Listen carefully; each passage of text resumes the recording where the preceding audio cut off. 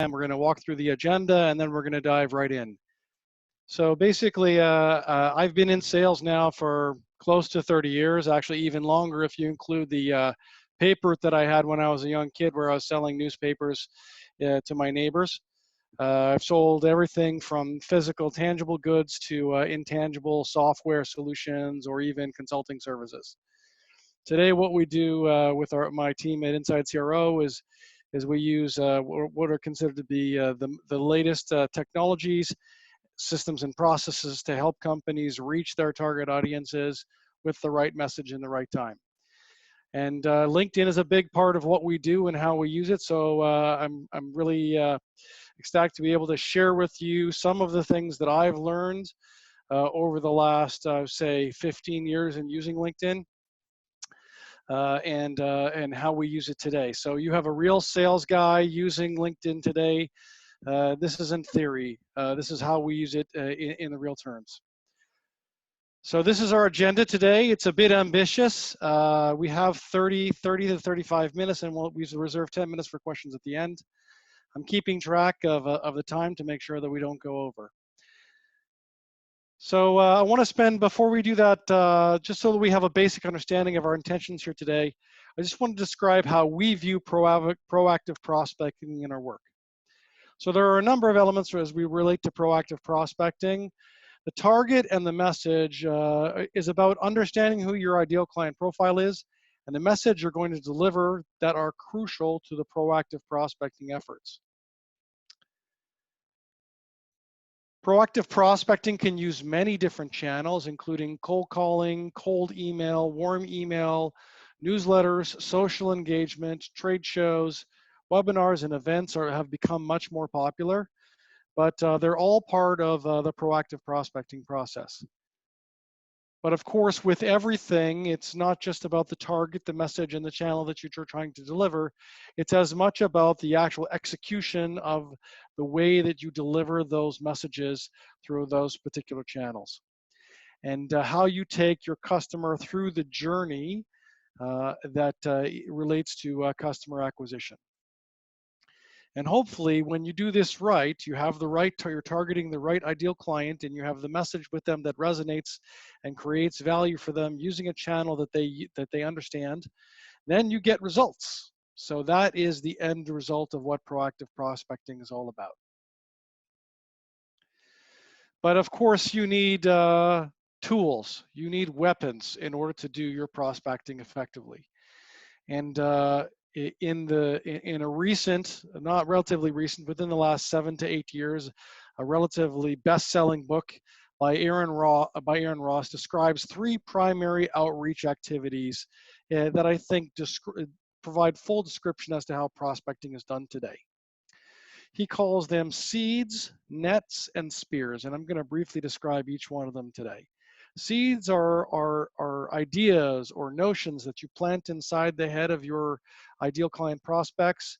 They're long-term ideas that you put them into the market and prospects that actually provide some positioning and understanding so people understand who you are. Nets is the way that you capture your prospects into your outreach cylinder. And one of the most common uses today in the electronic world is landing pages. What you might see in trade shows is you might see giveaways, you might see list building that are related to that. And spears is direct outreach programs that find our prospects and bring our message to them. And it's in that vein that today we're going to learn the basics of spear hunting. And we're going to learn how to use LinkedIn doing it. So before we get there, let's go through some LinkedIn basics. I'm sure that you guys all know a little bit about LinkedIn. I thought I would bring some of these ideas to you so you have an understanding of what LinkedIn is and the power that it has available to you in your proactive prospecting. First of all, did anybody know that it was launched in May 2003? If you did, put something in the chat box. Okay, so LinkedIn is actually 16 years old. In fact, it was founded and created at the end of 2002, and then it was officially launched in May 2003. And it was basically a a collection of, let's call it online CVs of venture capitalists and people that were working in Silicon Valley, in the Silicon Valley area. I've been on LinkedIn since mid 2008, and I am considered to be sort of a grandfather of the system and one of the first million users. But a lot has changed since that time. But for now, there's 610 million users registered on LinkedIn, 300 million of which are active monthly users, meaning that 1 in 2 LinkedIn users is on the system once a month, and that there are 120 million active daily users, meaning that 1 in 5 of their current user base is on using the system every day. And of the people that share content, it's a paltry 0.5% of the total number of users, or just over 1% of the active daily users. Premium users, surprisingly, are almost 40% of the user base, and 92% of Fortune 500 companies use LinkedIn, and almost 100% of B2B marketers use LinkedIn as a primary distribution content channel. Not surprisingly then, LinkedIn is responsible for 80% of current B2B leads coming from social media. So it seems that LinkedIn is the place for online B2B transactions that happen there. But wait a second, it's not the only place. Zing is the king of DACH, or used to be the king of DACH, but now LinkedIn has as many of the same number of users, around 13 million, and is gaining ground quickly in the DACH region. WeChat started in the APAC region as a messaging system and has become a prolific chat platform and marketplace in APAC. And on the heels of the success of WeChat, Telegram and WhatsApp have developed APIs that can connect to a variety of solutions today that allow you to create powerful groups.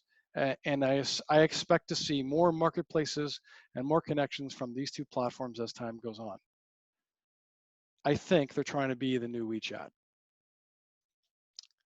And then there's Facebook. About 18 months ago, Facebook launched Facebook Business with an entirely new focus on business, on connecting to business users. But today, we're going to talk about LinkedIn. So as you know, there are multiple different types of accounts in LinkedIn, so we're going to chat about them briefly here. There's a basic account, which anybody can sign up for and they can get for free. It has specific functionality in terms of the ability to invite people from your existing network and some functionality around that. We're not going to deep dive into this today. We're just giving a general overview.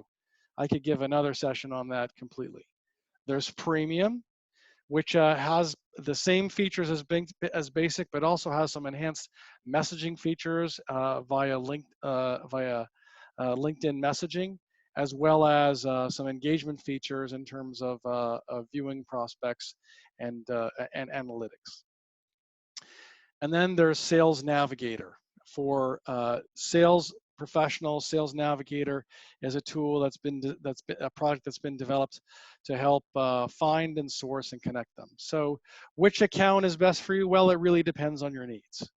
If really what you're trying to do is advertise that you're out in the world and create awareness for who you are as a brand, then probably the basic solution is good enough for you. In fact, probably you'll find at the end of this session, you probably have enough of the tools with the basic version to do a lot of the work that I'm talking about here today. If you're interested in sourcing prospects and building an account map, you can do that in Premium, you can do that in Navigator, and you can do that in Basic as well. But if you're really interested in harvesting contact data, Premium and Navigator are better solutions. But overall, the key component to these is the concept of engagement. And engagement is something that you can do in all three platforms, in all three products. Now, there is a fourth product that's available today called Recruiter. It is essentially similar to Navigator in terms of its form and functionality. and the ability to reach people beyond your specific network. But for most salespeople, recruiter is not is a little bit not not necessary. So the point of this, me sharing this with you, is that the three main memberships that are available on LinkedIn, which one you have depends on what your goal is to use on LinkedIn. We use LinkedIn today as an outbound prospecting and sourcing and account-based management tool today. So, you know, when you talk to the general public, people think that anyone can be in sales. But you and I know they're dead wrong. True professionals are just like the greatest artisans and journey people of our time. And if you take a look at the way these people act, this is how they behave. Artisans and journey people are highly trained. Either they have a formal education, an apprenticeship, or have learned on the job, or a combination of all three. They're continuously learning and staying updated in their craft and in their field so that they can be the very best they can possibly be.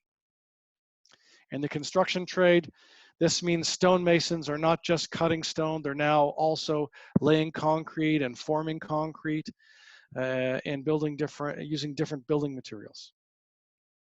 They bring their own tools to work. Now, you work in a company that fortunately has the ability to provide you with some of the tools, and they do that. They can provide you with your own laptop, they can provide you with an internet connection, they might even be able to provide you with a phone. But there are some functions that just are outside of the realm of that. So, for example, this headset that I have on my head is not a standard headset. It's designed for people who spend hours and hours and hours on the phone. It has a noise canceling microphone and noise canceling headphone and fits comfortably on my head. I can wear it for 12 hours straight without actually having any problems or any issues. So the point is, LinkedIn, your LinkedIn profile is one of your tools. And that's how you need to think about it. If you're a sales professional, your LinkedIn profile is one of your tools. So today we're going to spend a deep dive into how to deal with your LinkedIn profile. We're going to talk about a few other items as it relates to using LinkedIn for search and for prospecting. And thereafter, we're going to have another session. We're going to dive deeper into the search functionality, prospecting, and how to make LinkedIn to truly amplify the power of LinkedIn in your day-to-day activities. So look, your LinkedIn profile should reflect who you are and your personality. That's the first thing. When you're talking to people on the phone, you're talking to people in person, they see you, they see your personality. Are you a gregarious, amiable kind of person? Or are you more direct? Are you more technically focused? It's your business face to the global community. And if you've got a girl profile already, then just bear with me. But as you'll see soon, most people don't have a great profile. So I'm going to use a lot of examples during this phase of our time together and give you some clear ideas as to what I think makes a great profile and what doesn't. So let's start with the basics. A great profile starts with a photo and a background. I'm not picking on anybody here in general or specifically. I'm just making statements here to give you examples as to what makes a great profile and a great background. And I'm just going to annotate some of these items here so that we have an idea what we're talking about. So this is the background, the standard LinkedIn background that's available when everybody starts a profile, and this is the standard avatar whenever everybody starts a profile. So if you were talking to somebody on the phone or you were meeting somebody in person, I'm sure you would not be wearing the same uniform and clothes that you wore when you were in high school. And they would certainly see you or hear you in some way, shape, or form. So using the standard background and the standard photo creates lack of awareness and does not draw your prospect into your profile. In fact, how are your prospects supposed to relate to this? There's no human trying to connect with them. In fact, it's just a faceless gray avatar staring back at them. Let's look at Shelley's profile. Shelley has an engaging picture. She has a background. Now, basically, I want to make sure you understand, this is not just a picture of you skiing in the Alps, or what I've seen so many times. Somebody cut a picture in half where they're in a group, and you can clearly see that they're part of a group and they just cut this off.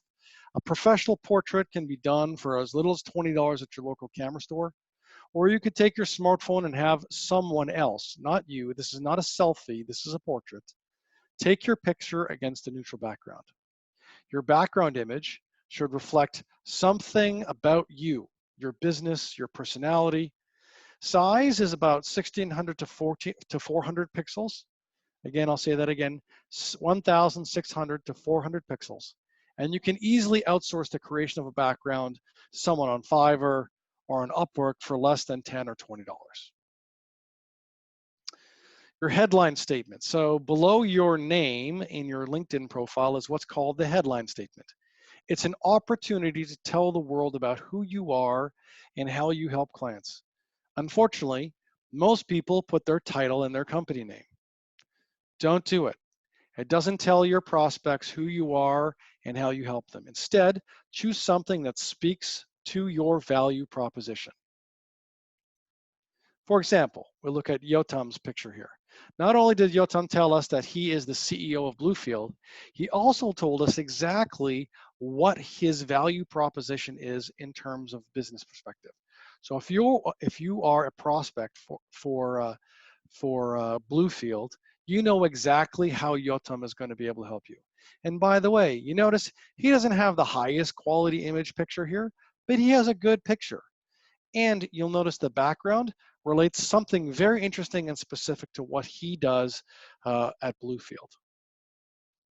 So, two quick things: photo and background, and a headline that reflects what you do and not your title.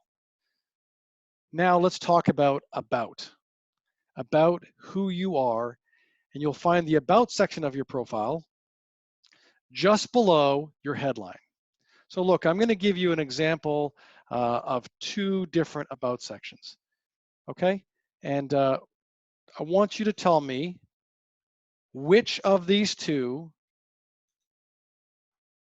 is easiest for you to understand what somebody does. Please put your name in the chat. Say first or second, which one is the easiest one?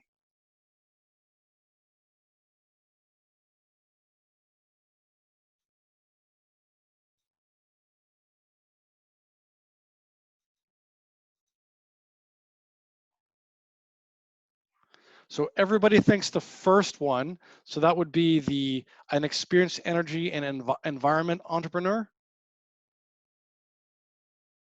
Everybody said the first one. Okay, so you know what? That tells me that I can do a lot of different things about who I am and what I'm about. But you know what? The second one gives me much more specifics about it. And by the way, I think it's important for everybody to understand that like the rest of your profile, the about section is crawled and searched by every third-party search engine and LinkedIn. So take advantage of the free real estate. About is the place where you can use keywords that relate to your current and desired activities. And also don't forget that spacing, because spacing makes it easy for the readers to follow. I've seen a number of profiles today where it's basically just a big blob of text. Impossible for me to read, hard for me to look at. So you can see in the second profile, not only do we understand what Dan does, okay, he also told us what his specialties are and what his expertise are.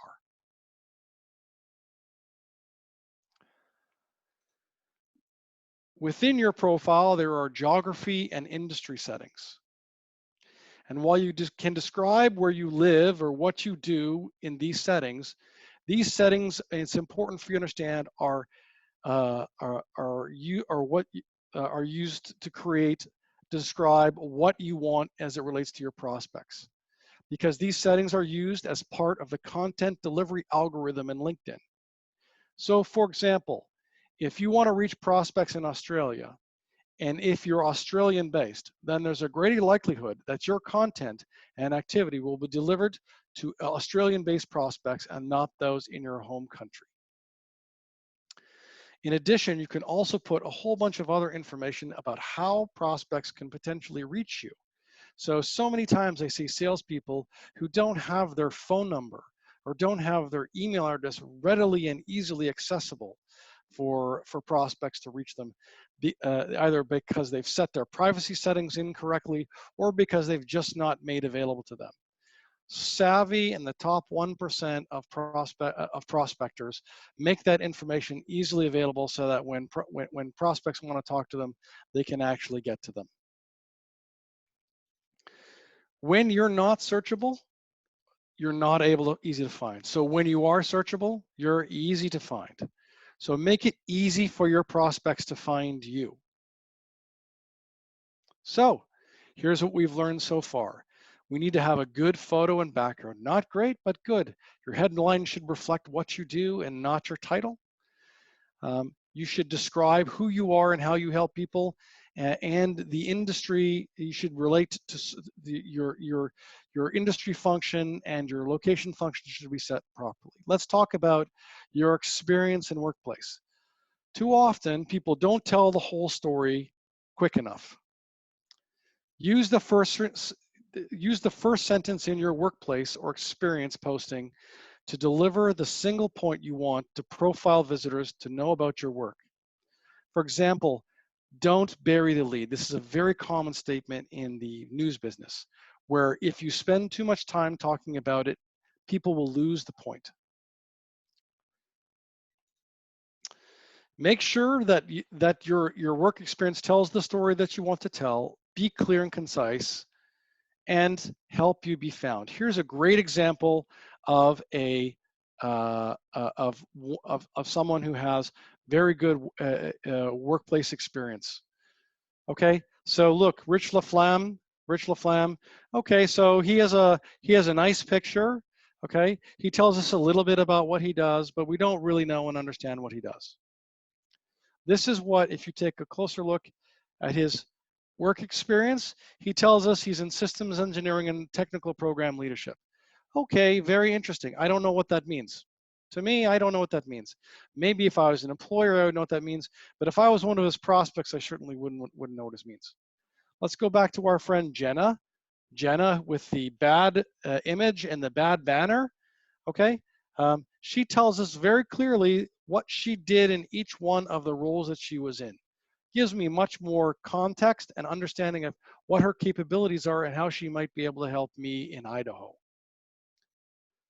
So look, so getting back to the basics of a great profile, we have a photo, background. Now we've added the experience. State our title clearly and outline what you did or you do and make sure that you use spaces. Again, I can't say this enough. It's important that you use spacing within your profile. The real estate is there.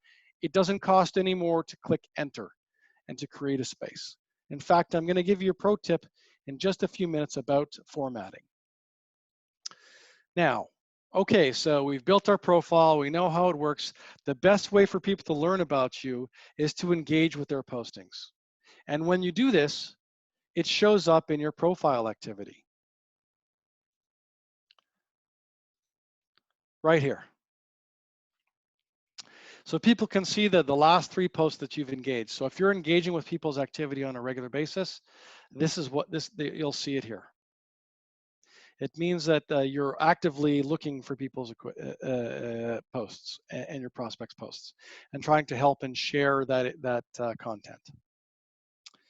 So the greater your engagement, the more prominent you'll be featured on the LinkedIn algorithm. So more activity equals more prominence. More prominence means your prospects see you more. So here's the 7 basic elements of a great LinkedIn profile. Seems pretty easy, right? Okay. So now let's dig in. We spent the first half talking about how to build a great LinkedIn profile. This is our preliminary discussion about sourcing prospects, and our next webinar will go into much greater depth than this. But this is the point, and it all starts with your ideal client profile. It's important to have a clear understanding as to what your ideal client profile is. And while it's completely fine to have multiple ideal client profiles, you can get confused in the process when you're using them for search. There are multiple ways to define your ideal client, but it's entirely dependent on you. And here's a number of them: company size, industry, geography, function, title, industry tenure, tenure at the company. All these are functions that are available through LinkedIn on the LinkedIn search function. I suggest to determine which LinkedIn profile, how to define your ideal client profile from a LinkedIn perspective is best, is to look at some of your previous clients and some of your best clients and see where their profile would fit. If you could in the chat, maybe just list who you think, how you would define the persona of your ideal client profile.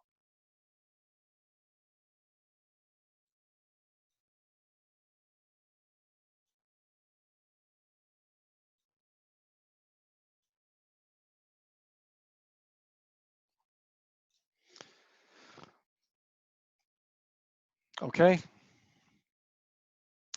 Nobody knows. Nobody said anything. Nobody knows. Okay. We're going to move on. The key is to clearly identify one ideal client profile type and then use LinkedIn to find those types of prospects. But before you to find your ideal client profile, you need to know how to do search in LinkedIn. So let's talk about that. LinkedIn has a Boolean search feature that works for any account. In fact, it's one of the most powerful functions within the LinkedIn product. If you have a premium or navigator account, you can use LinkedIn search functions built within those products to elaborate or make your search more granular and receive instant feedback about the number of prospects in your field. But regardless, you just need to know the rules. LinkedIn primarily focuses on keywords, titles, and company names. And here are the primary rules. You can do specific searches by putting names or words in parentheses. And that is an exact search in your search box, just like when you would type in somebody's name, you can just type this in. The primary Boolean features that are used are and, or not. They must be uppercase. Lowercase will not work. And you can use parentheses. And you can see more. And there are no wildcards. Sorry about that. There are no wildcards. You can see that in the link below here. And there are tons of YouTube videos about how to do a proper LinkedIn Boolean search as well. So I'm not going to spend a lot of time about that. It's just for you to know that you could, if you're looking for a specific individual and you had just a basic account, you could go into the search box and you could type in a title. Let's say you could type in vice president and uppercase, and then in parentheses, the name of your company. You get all the vice presidents in the name of your company in a search. But really, we want to talk about how we can attract and bring our prospects to us. So let's go back to Rich LaFlamme here for a second, okay? So using the standard LinkedIn profile, if you have a basic profile, all right, you see this is what you see. If you click on the More button, you'll get a drop-down box. And the drop-down box, what you'll see is a follow function. So you don't need to connect with this person, to engage and follow their content. All you need to do is follow them, and their content will show up in your feed when you log in every day or every other day on LinkedIn. Just click on that, and that's the beginning. If you're using Sales Navigator,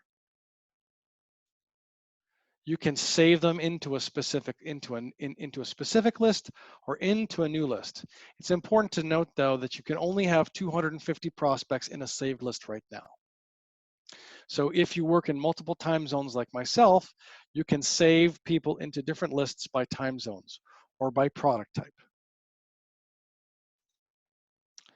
So regardless of which account you use, once you bring the prospect content to you, you need to engage. And the way to do this, okay, as we described, is to add prospects into lists or to use the follow button. And we have to remember, a like is all you need in order to create engagement, because as soon as you like a comment or a post by any one of your prospects, your prospect will receive an email that said that you liked it, and that's all that they need to know. They can go back and search that. A comment is nice, but a like is only sufficient. And because you engage with the content, others in your network will also see what you've engaged in, and they could also be prospects. So look, to find more ideal prospects, you need to use the network power.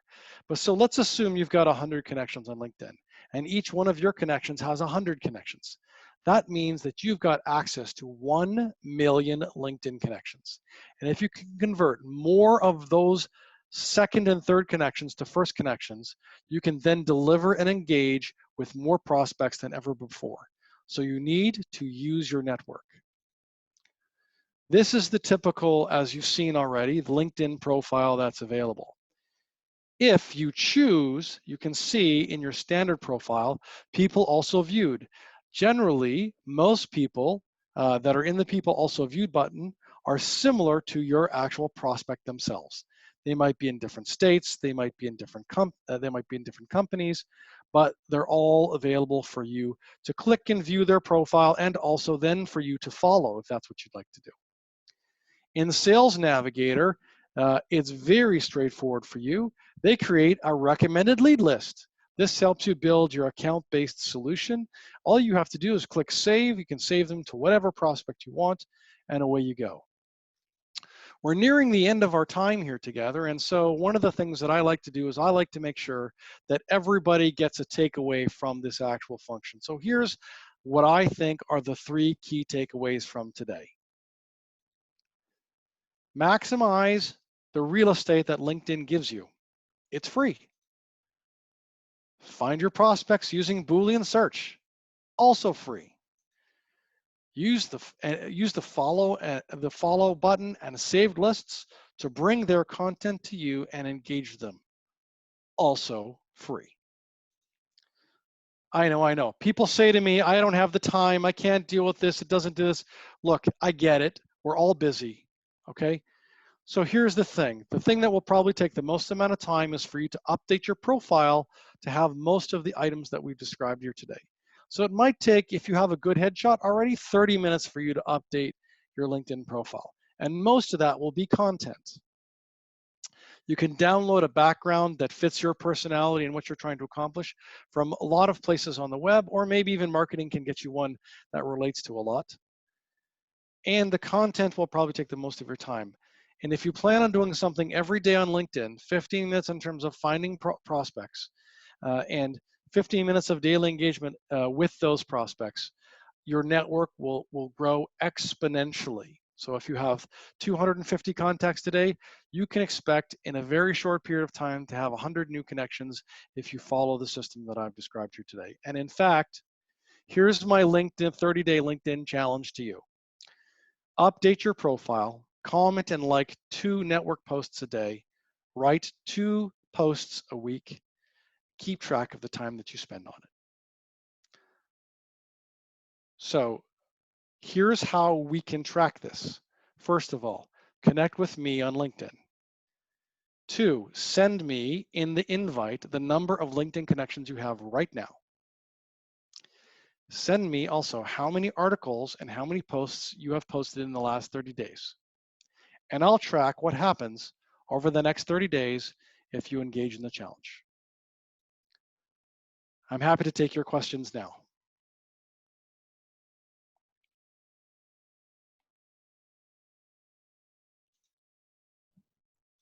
Any questions, anyone?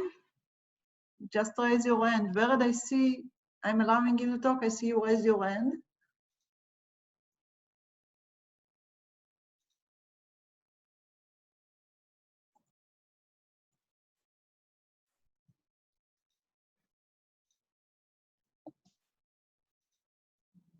Hi.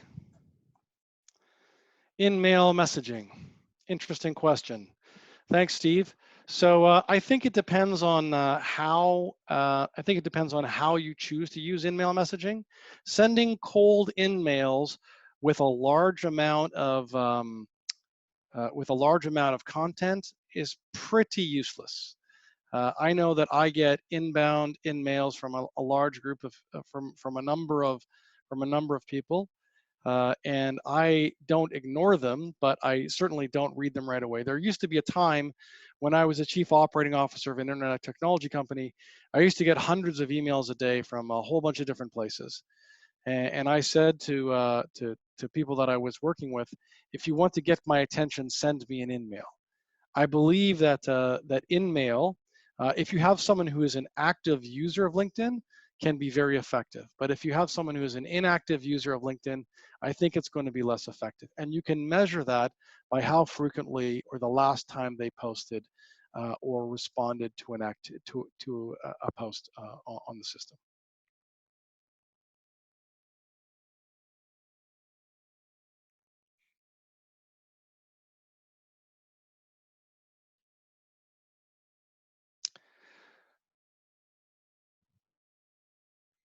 Great. Okay. So thank you. So listen. It's been a pleasure working with you here today and talking to you here today. Go out there, be a LinkedIn warrior. You now have the technology to build your spear and start going after your prospects. You can reach me on LinkedIn. There's my profile and there's my email address. I'm happy to answer any questions that you might have, and I welcome you to take your 30-day LinkedIn challenge with me. Thank you, Blair. Thank you, everyone. The recording will be available on the Academy as usual.